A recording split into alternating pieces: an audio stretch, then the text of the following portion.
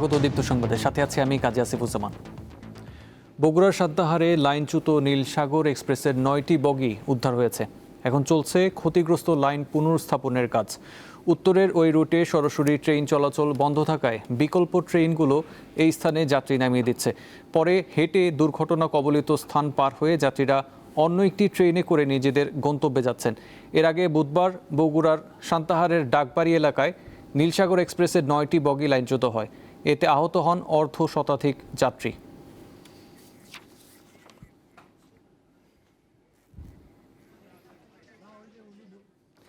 এ বিষয়ে আরও খবর জানাতে ঘটনাস্থল থেকে যোগ দিচ্ছেন সহকর্মী আব্দুর রৌফ। রৌফ, লাইন মেরামতের কাজ কোন পর্যায়ে রয়েছে এবং এ বিষয়ে রেল কর্তৃপক্ষ কি বলছে?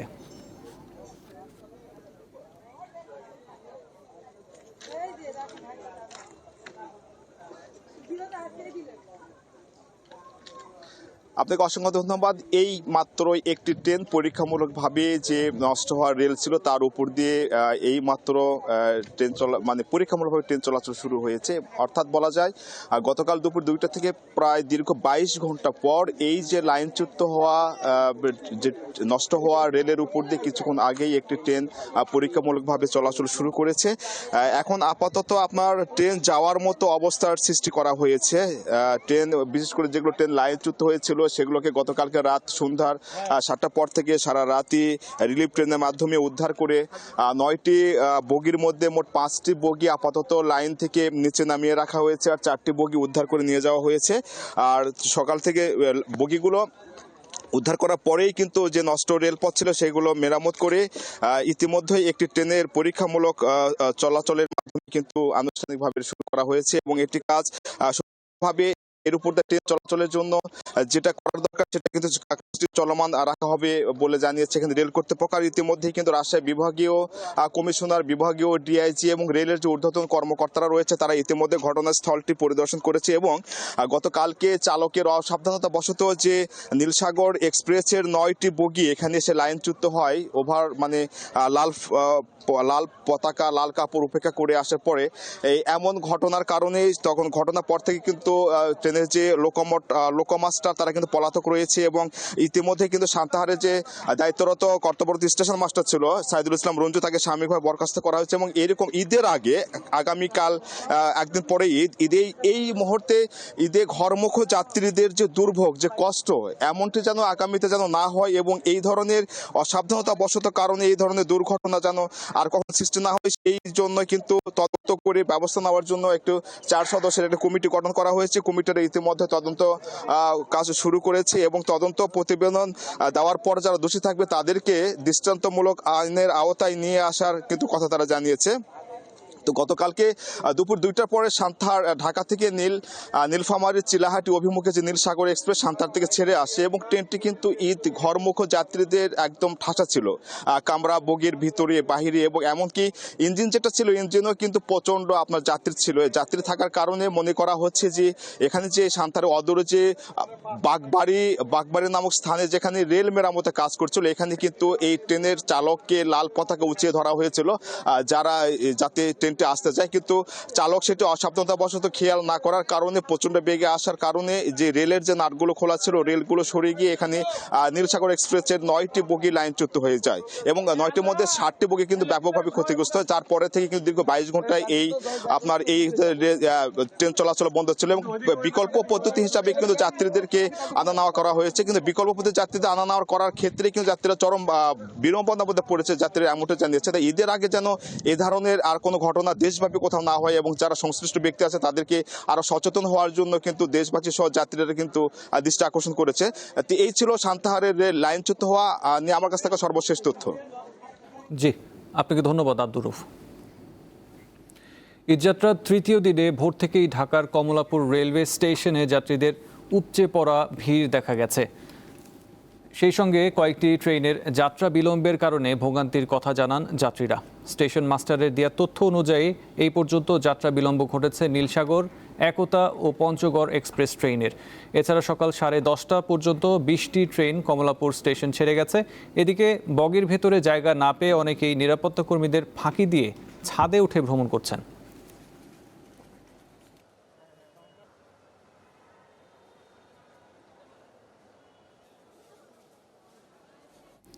দর্শক, কমলাপুর স্টেশনে ব্রিফিং করছেন রেলমন্ত্রী, সরাসরি চলে যাচ্ছি সেখানে।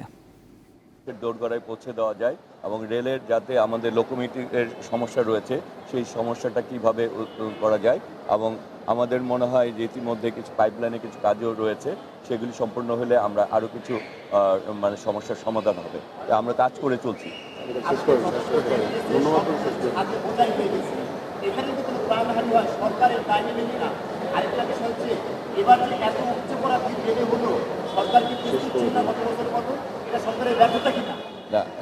আমার মনে হয় যে রেলে আমরা আপনারা দেখছেন যে আপনাদের সামনে আমি যাত্রীদের সাথে অনেক যাত্রীদের সাথে কথা বলেছি।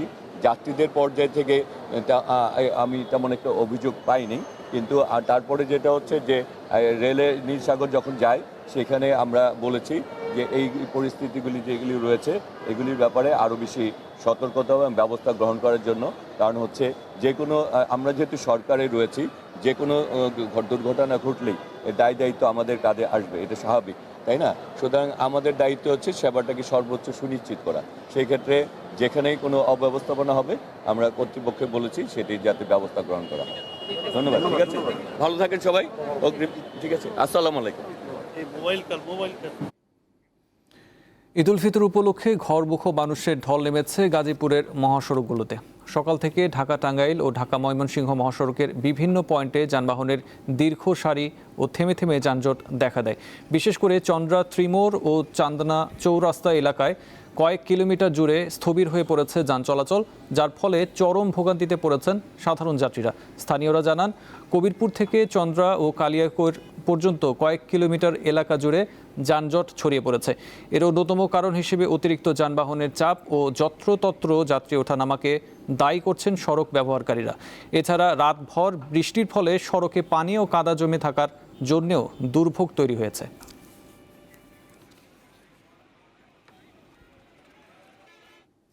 দর্শক, গাজীপুরের চিত্র জানাতে যুক্ত আছেন সহকর্মী জাহাঙ্গীর আলম, কথা বলবো তার সাথে। জাহাঙ্গীর, ঈদ যাত্রার তৃতীয় দিনে এসে গাজীপুরের যানজটের কারণ কি?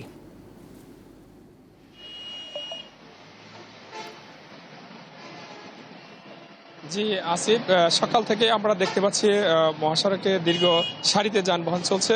গত রাতে বৃষ্টি হওয়ার কারণে আসলে আমরা দেখেছি যে বিভিন্ন স্থানে কাদা জমে আছে। তাছাড়া যাত্রী যেখানে সেখানে থেকে বাসে যাত্রী উঠাচ্ছেন, এটারও কিন্তু বড় একটা কারণ। কাল থেকে আজ পর্যন্ত সকল পোশাক কারখানা কিন্তু ছুটি হয়ে গেছে। ছুটি হয়ে যাওয়ার পরেই মহাসড়কে অনেকটা চাপ পড়ে গতকাল দুপুরের পর থেকে। দুপুরের পরে যখন অতিরিক্ত চাপ পড়ে, এরপরে কিন্তু হয় প্রচন্ড বৃষ্টি হওয়ার কারণে সড়কের বিভিন্ন স্থানে কাদা হয়ে যায়। তাছাড়া চন্দ্রাপুরে কিন্তু দুইটি মহাসড়কের সংযোগস্থলে কিছুটা চাপা হয়ে যাওয়ার কারণে, অর্থাৎ টু লেনে পরিণত হয়ে যাওয়ার কারণে কিন্তু অনেকটা আটকে যায়। দুইটি রাস্তার সংযোগে যেখানে যানবাহনগুলো একসাথে এক লেনে চলে যায়, তখনই কিন্তু বিরাট জটকার সৃষ্টি হয়। চন্দ্রা থেকে চন্দ্রা মোড় যে ফ্লাইওভার রয়েছে যোধপুরের দিকে, সেই ফ্লাইওভারের মাথায় আসলে এই জটটা সৃষ্টি হয়েছে। পাশাপাশি এখান থেকে আমরা যে স্থানটি রয়েছি সেখান থেকে প্রায় আধা কিলোমিটার দূরে খারাজোড়া এলাকা, এখানে সকল যাত্রীরা কিন্তু অনেকটা জড়ো হয়েছে। এইখান থেকে বাস চলাচল করে। পাশাপাশি ফ্লাইওভারের যোধপুরমুখী যে ফ্লাইওভার, এখান থেকে কিন্তু পুলিশ লাইন সারিবদ্ধভাবে একটি দুটি করে যানবাহন ছাড়ার কারণে চন্দ্রা থেকে নবীনগর যে রুটটি রয়েছে সেই রুটে বেশ জটলার সৃষ্টি হয়। এবং গত কয়েকদিন যাবৎ কিন্তু বাস কাউন্টারগুলো বন্ধ ছিল। এই বন্ধ থাকার কারণে যাত্রীদের অনেকটা ভোগান্তি পোহাতে হয়। আজ সকালে এই মহাসড়কের পাশে অর্থাৎ চন্দ্রা ত্রিমোড়ের যে কাউন্টারগুলো রয়েছে সেই কাউন্টারগুলো খুলে দেওয়ার কারণে কিছুটা মানুষের ভোগান্তি কমেছে। এছাড়াও ঢাকা ময়মনসিংহ মহাসড়কে কিন্তু লম্বা সারিতে যানবাহন চলছে। চন্দ্রাপুরে এই মুহূর্তে যানজট নেই। মানুষ ভোগান্তি উপেক্ষা করে নিজ নিজ বাড়িতে গিয়ে স্বজনদের সাথে ঈদ উদযাপন করবে। আইনশৃঙ্খলা বাহিনী চেষ্টা করছে যাতে কোনোভাবে কোনো ধরনের যাত্রীদের হয়রানির সৃষ্টি হতে না হয়। তো আসিফ, এই ছিল চন্দ্রা থেকে সর্বশেষ তথ্য মহাসড়ক নিয়ে। জি জাহাঙ্গীর, আপনাকে ধন্যবাদ। ঈদযাত্রায় ঢাকা টাঙ্গাইল মহাসড়কে ধীর গতিতে চলছে যানবাহন। যমুনা সেতু সংলগ্ন ওই মহাসড়কে খবর জানাচ্ছেন সহকর্মী সুমন খান।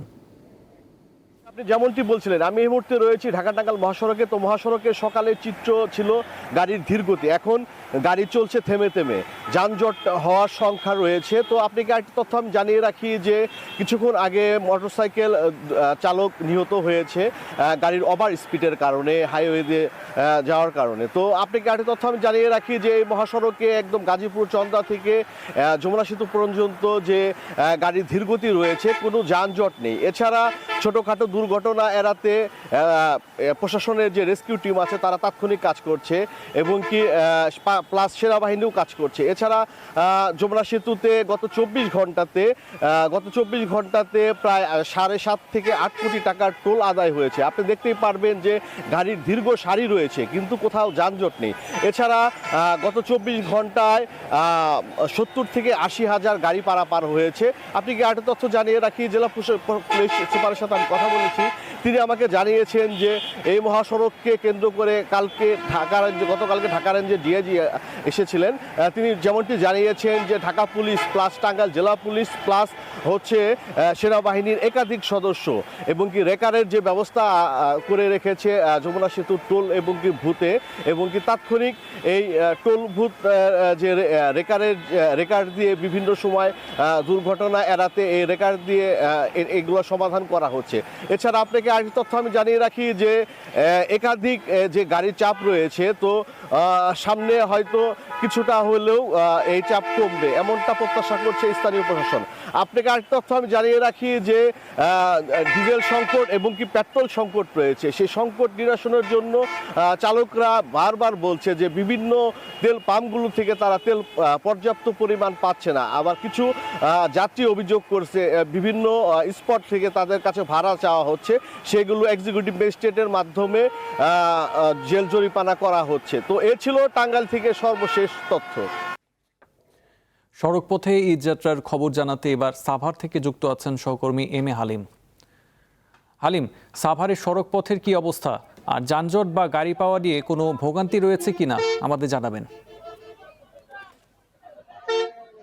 আসিফ, ভোগান্তির কথা যদি বলি, সেটি হচ্ছে যে গত রাত থেকে কিন্তু শুরু হয়েছে। আপনি জানেন যে সাভার আশুলিয়া একটি শিল্প অধ্যুষিত এলাকা। তো এই কালকে দুপুর দিকে এই শিল্প এলাকার শ্রমিকরা যারা ছুটি পায়, তারপর পরে কিন্তু এই যেটি আশুলিয়ার যেটি বাইপাইল বাস স্ট্যান্ড, সেই বাইপাইল বাস স্ট্যান্ডে কিন্তু এখানে তারা জড়ো হওয়ার পর পরে যানজটের সৃষ্টি হয়, এবং সেই সাথে টিকিট সংকট হয়, এবং সেই ধারাবাহিকতা সন্ধ্যা পর্যন্ত ছিল, এবং তারপরে বৃষ্টি হওয়ার পর পরে কিন্তু ভোগান্তি আরো কয়েক গুণ বেড়ে যায়। এবং আমরা রাতে যেমনটি দেখিয়েছিলাম যে সেখানে কিন্তু টিকিটের সংকটে যারা একেবারে বৃষ্টিতে ভিজে তারা কিন্তু যাত্রীরা ঘরমুখ, তারা কিন্তু ভোগান্তিতে রয়েছে। এবং সেই বিষয়টি আমি আজ সকালবেলায় এসে দেখতে পেয়েছি যে রাত্রের যে যানজটের চিত্র ছিল সেটি যেটি বারবার আমি একটি কথাই বলি, প্রত্যেকবারই হয়ে থাকে, যেটি চন্দ্রা চিমুর এলাকা, সেই চন্দ্রা টিমুরের যে যানজট, সেই যানজটের কিন্তু প্রভাব পড়ে এই সাভার নবীনগর যে রোডটি রয়েছে সেই রোডটিতে। কারণ চন্দ্রা টিমুরে গিয়ে পরিবহনগুলো আটকা পড়ে, সেখান থেকে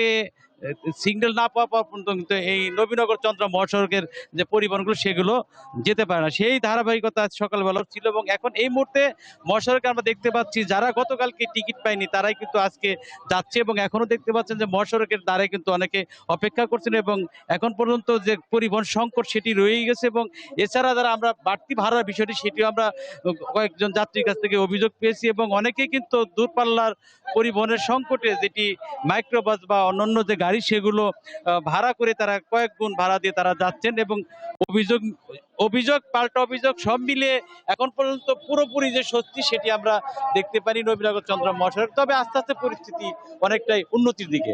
আসিফ। জি, সাভার থেকে ছিলেন এম এ হালিম। হালিম, আপনাকে ধন্যবাদ। এবারে জানবো ঢাকা চট্টগ্রাম মহাসড়কের খবর। নারায়ণগঞ্জ থেকে জানাচ্ছেন সহকর্মী গৌতম সাহা। মহাসড়কে পরিবহন সংকট, অতিরিক্ত ভাড়া আদায় সবকিছু মিলিয়ে বিপাকে পড়েছেন গড়মুখী মানুষ। আমরা যে বিষয়টি দেখেছি, নারায়ণগঞ্জের ঢাকা সিলেট এবং ঢাকা চট্টগ্রাম মহাসড়কের বাস কাউন্টারগুলিতে সকাল থেকে মানুষের ভিড় করতে দেখা যাচ্ছে।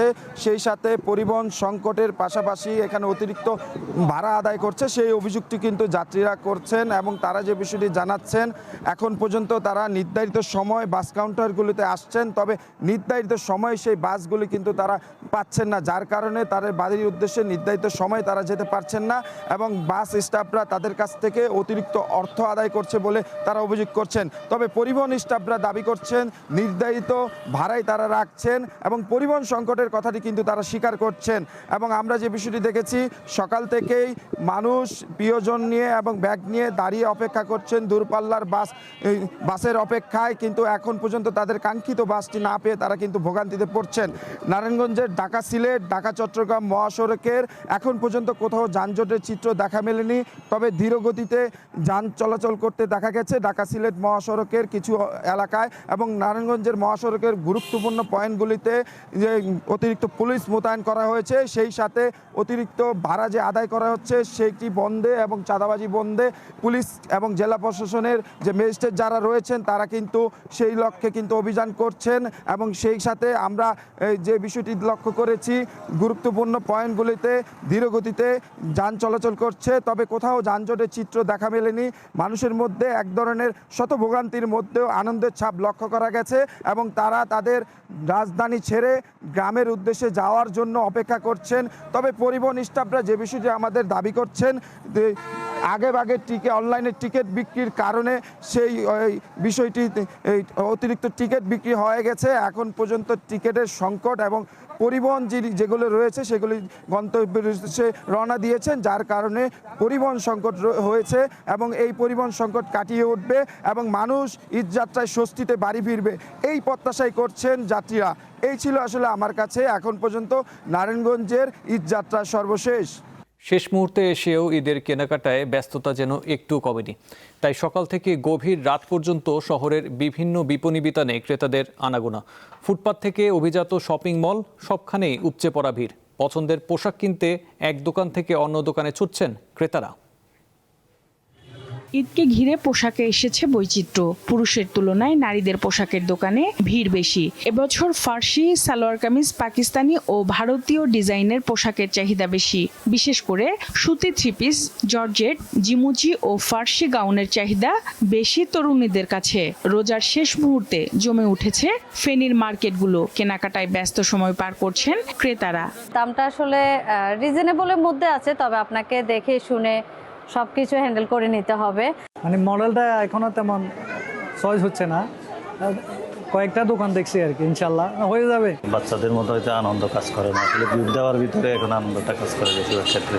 তবে রেমিটেন্স নির্ভর ফেনীর বাজারে বৈশ্বিক যুদ্ধের প্রভাব পড়েছে। অনিশ্চয়তায় থাকা অনেক প্রবাসীর পরিবারের কেনাকাটায় কিছুটা ভাটা পড়েছে বলে জানান ব্যবসায়ীরা। রেমিটেন্স একটু কম আসতেছে, যারা আসছে তারা যেতে পারতেছে না, কয়েকদিন বন্ধ ছিল ফ্লাইট, সব মিলিয়ে একটু কম হয়েছে। কাস্টমার চাহিদাটা বেশি হয়েছে আপনার ফার্সির মধ্যে, জর্জেট, তারপরে অর্গানজা, ইন্ডিয়ান। সামার কালেকশনটাই বেশি যাচ্ছে, একটু আরামদায়ক, পরতেও কমফোর্টেবল লাগবে এই টাইপের ড্রেসগুলো আমরা রাখি এবং ভালো রেসপন্স পাচ্ছি। ঈদ ঘিরে মার্কেট ও বিপণী বিতানগুলোর নিরাপত্তার জোরদার করার কথা জানান এই পুলিশ কর্মকর্তা। শপিং করে অনেক রাতে ফিরে এই সময় আমাদের মোবাইল পার্টিগুলো রোডে যাতে একটি থাকে ব্যবস্থা নেওয়া হয়েছে এবং যেগুলো বড় বড় শপিং মল আছে সেই সামনে যাতে জ্যাম না হয় এবং ভিতরে যাতে সার্বিক আইন শৃঙ্খলা পরিস্থিতি যাতে আমাদের নিয়ন্ত্রণে থাকে, সেজন্য আমরা কিছু কিছু জায়গায় আমাদের পিকেট ডিউটি দিয়েছি। এদিকে চুয়াডাঙ্গা জেলা শহরের মার্কেটগুলোতেও ভিড় দেখা গেছে। শহরের Abdullah City, New Market, Prince Plaza ও পুরাতন গলি সহ বিভিন্ন বিপণী বিতানে ক্রেতাদের ঢল নামছে প্রতিদিনই। সকাল থেকে গভীর রাত পর্যন্ত চলছে কেনাকাটা। প্রোডাক্ট এবং মালের সমন্বয় করলে যে বর্তমানটা ঠিকই আছে। অনেক দোকান ঘোরাঘুরি করছি, দেখছি। জর্জেট থ্রি পিস, সুন্দর সুন্দর গাউন, বিভিন্ন মডেলের আমাদের কাছে পাবেন। দাম কিছুটা বাড়লেও এবার ঈদের আনন্দে ভাটা নেই জানান ক্রেতা বিক্রেতারা। সঞ্জিদা প্লাবনী, দীপ্ত, বার্তা কক্ষ। মধ্যপ্রাচ্যে ইরানের ধারাবাহিক হামলা অব্যাহত থাকলে দেশটির বিরুদ্ধে প্রয়োজনীয় সম্মিলিত সামরিক পদক্ষেপ নেয়ার হুঁশিয়ারি দিয়েছে সৌদি আরব। একই সঙ্গে তেহরানকে অবিলম্বে তাদের আঞ্চলিক কৌশলে পুনর্বিবেচনার আহ্বান জানান সৌদি পররাষ্ট্রমন্ত্রী প্রিন্স ফয়সাল বিন ফারহান আল সৌদ। রিয়াদে আরব রাষ্ট্রগুলোর পররাষ্ট্রমন্ত্রীদের বৈঠক শেষে সংবাদ সম্মেলনে তিনি এসব কথা বলেন। এদিকে ইরানের 4 শীর্ষ নেতাকে হত্যা এবং তেল ও গ্যাস ক্ষেত্রে হামলা জবাবে সৌদি আরব, কাতার ও আরব আমিরাতে তেল ও গ্যাস ক্ষেত্রে হামলা চালিয়েছে তেহরান। এছাড়া ইসরায়েলি হামলায় ইরানের গোয়েন্দা মন্ত্রী ইসমাইল খতিব নিহতের কথা নিশ্চিত করেন দেশটির প্রেসিডেন্ট মাসুদ পেজেশকিয়ান। ঈদের আমেজের মধ্যেই ফের জমে উঠেছে দেশের ফুটবল অঙ্গন। জাতীয় দলের পাশাপাশি বয়সভিত্তিক নারী ও পুরুষ দলগুলো এখন ব্যস্ত আন্তর্জাতিক সূচি ও নতুন চ্যালেঞ্জ নিয়ে। তবে সব আলোচনার কেন্দ্রবিন্দুতে হ্যাভিয়ের ক্যাব্রেরার জাতীয় দল। সামনে অপেক্ষা করছে কঠিন দুইটি অ্যাওয়ে ম্যাচ, যেখানে ভিয়েতনাম ও সিঙ্গাপুরের মাটিতে প্রতিদ্বন্দ্বিতা করবে বাংলাদেশ। এই দুটি ম্যাচকে ঘিরে এরই মধ্যে প্রস্তুতি শুরু করেছে দল। ফিফা র্যাঙ্কিংয়ে বাংলাদেশ অবস্থান করছে 180 নম্বরে, যেখানে ভিয়েতনাম 108 এবং সিঙ্গাপুর 148 নম্বরে অবস্থানে। আগামী 26শে মার্চ ভিয়েতনামের বিপক্ষে একটি প্রীতি ম্যাচ খেলবে বাংলাদেশ। এরপরই এশিয়ান কাপ বাছাই পর্বে সিঙ্গাপুরের বিপক্ষে মাঠে নামবে লাল সবুজের দল। আমরা যে ভিয়েতনামের সাথে খেলতেছি, ফার্স্ট অফ অল এটা মানে খুব ভালো একটা জিনিস করতে, যেটার সাথে একটা ম্যাচ পাইতে ভিয়েতনাম একটা মানে খুব ভালো পজিশন আমাদের জন্য, ভালো টেস্ট হবে। বাট আই থিঙ্ক ওইটার জাস্ট মেইন জিনিস হলো আমরা মানে এশিয়া ফুটবলে একটু রেসপেক্ট পাবো। আমরা যদি এদের সাথে যেতে পারি, সিঙ্গাপুরকেও যেতে পারি, তাহলে আমাদের নামটা একটু বড় হবে ওই এশিয়া ফুটবলে। অলরেডি লোকজন একটু জানে বাংলাদেশ কি আমরা একটা মানে রাইজিং করছি, ইমপ্রুভ করছি। বাট আমরা যদি রেজাল্টগুলো ভালো পাই এই উইন্ডোতে, তাহলে আর একটু ভালো রেসপেক্ট পাবো। এই ছিল এখনকার মতো। পরবর্তী সংবাদ বেলা 2টায় দেখার আমন্ত্রণ রইল। এছাড়াও তথ্য বিনোদনের জন্য চোখ রাখুন দীপ্ত টিভির ডিজিটাল প্ল্যাটফর্মগুলোতে। ধন্যবাদ।